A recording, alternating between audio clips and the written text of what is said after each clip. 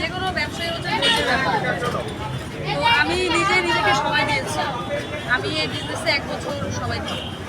যদি ভালো হয়, ভালো রেসপন্স পাই, করবো না তো করবো না। তো 1 বছর হয়ে গেছে, আলহামদুলিল্লাহ একদম শেষের দিকে এসে ভালো রেসপন্স পাচ্ছি। তো আগামী থেকে রেস্টুরেন্ট দেওয়ার ইচ্ছা আছে? অবভিয়াসলি আছে। তবে রেস্টুরেন্টে তো ইনভেস্টমেন্ট অনেক লাগবে, বললে হলো না। বললেন। আপু, এই প্রথম দিনের শুরু আর এখন আজকের দিন এইগুলোর মধ্যে আসলে তফাৎটা কোথায় আছে, পার্থক্যটা কি আছে?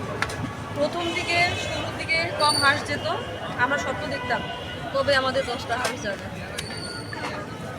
আর এখনের সাথে কম্পারিজন করলে আগে হাঁসের দাম কম ছিল, এখন হাঁসের দাম বেশি মার্কেটে। এইটুকুই শুধু পার্থক্য। প্রফিট কি আগের মতো আছে? না, প্রফিট আগে ভালো হচ্ছে, এখন তুলনামূলক অনেক কম হচ্ছে, কিন্তু সেল বেশি হচ্ছে, পরিশ্রম বেশি হচ্ছে। হয়তো ওইটা দিয়ে অ্যাডজাস্ট হয়ে যাচ্ছে, সেল যে বেশি হচ্ছে প্রফিটভাবে অ্যাডজাস্ট হচ্ছে। কিন্তু আগে যে প্রফিটটা পেতাম অল্প সেল করে ওই তুলনায় প্রফিট